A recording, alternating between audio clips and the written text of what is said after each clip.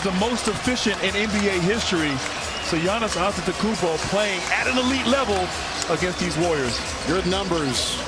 They go inside and out and over. Connaughton, DiVincenzo hits the shot from the side, putting in a three. Touch the basketball on that possession, and we've seen that throughout this ball game tonight.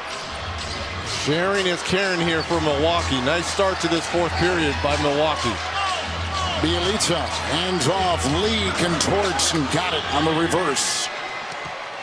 Damian. Around Thanksgiving against the Hawks, and since then they've been the hottest team in the NBA. And his play, his leadership, he's in that conversation. But I think you have to think about Giannis.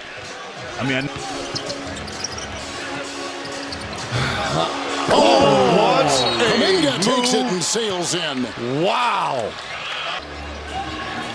I just think what he's done in the absence of Clay. I know Clay is back now, but really I'm dating back to last year too. How they almost got into the playoffs in that play-in loss to the Lakers, and what he's done in the Listen, I said you said okay. Joel Embiid. yes. Yes. Where that team was playing well. Oh man, he is With all Defense right there from the Bucks. Just great closeouts. That's stuff you can't orchestrate from the sideline. You just got to have that effort. Giannis has got a double-double with 30 and 10. He also has 9 assists. Connaughton, 3. Notre Dame's they have just awarded, so he does have a triple-double. 3, good. And it's time to get Giannis out with that triple-double. The temperament of his team and has seen a lot, but with Giannis, you got to get Giannis out of this game. We've seen some crazy things. They played really well. They showed they're ready for the big stage, and they stepped up to the plate, which shows our depth. I asked them, what's a weakness that you guys would like to work on from your magnificent championship run last season? He said, after a chuckle, health and safety protocols. He couldn't think of many X's and O's. He said our front office has done a great job of bringing in guys who can play on both sides of the ball, guys off the bench that can play on and off the ball as well. Now, when we talked to Coach Budenholzer, he had a few things in mind. He didn't just say health and safety protocols, especially spacing off on offense. He said, obviously, we're really good in transition, but when we get in the half court, we can be better. We can be tighter.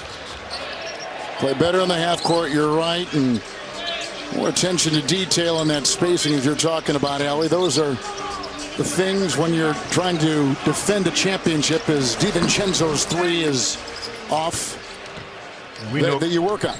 And we know coaches are never satisfied. Never satisfied, right? Oh my goodness. Grayson How about Allen that? with the rejection on Bielitsa. Talked about Allie has a lot of players on this Bucks team that are two-way players. Allen with the rejection. Chioza to the rack and a rebound by Wara. The Bucks began the season 6-8, then won 8 straight games, and eventually they went 19-5 until the current little stretch they're in right now, losing 4 of 5. Allen 3. Kuminga with the rebound.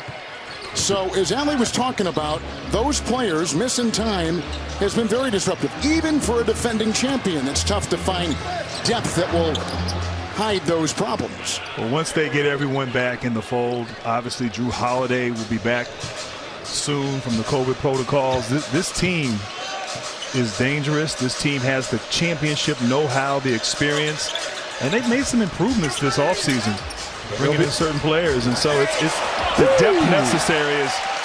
It's all Grayson Allen right now in the fourth quarter for the Bucks. But there'll be some contenders waiting on them. You know, Brooklyn wants payback. Yes. Miami, who's had a history of playing these Bucks very well.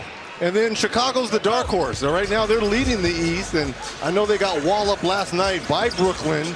But this is a team that, especially the way DeMar DeRozan and Lonzo Ball has been shooting, Zach LaVine, Billy Donovan has his team locked and loaded.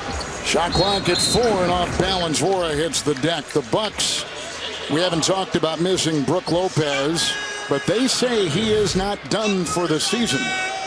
They say there's a chance with his back surgery he could come back, and wouldn't that be a nice addition to a very valuable part of the team that people kind of forget about.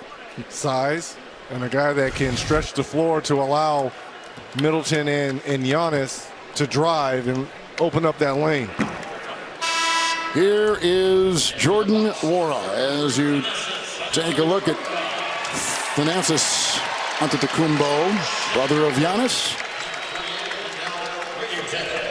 And they bring in a new player, Lindell Wigington. They literally signed him before the tip-off. He comes from the G League, played at Iowa State, undrafted player. He's played in Israel and Canada, and he's quickly out there. And what's more amazing is they were able to get the nameplate sewn on the back of his jersey after having very limited time. They got Ojale out there as well. Here's a drive. And look at that. Comes in and makes a hustle play immediately. You know, it's good for these men that are getting these hardship 10-day deals. You know, everyone wants to kind of, you know, scratch their head. Why?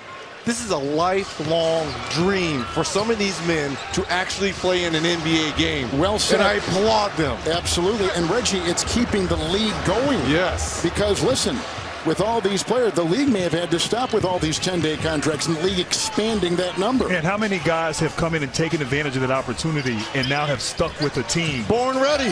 Lance Stevenson in Indiana, putting on shows.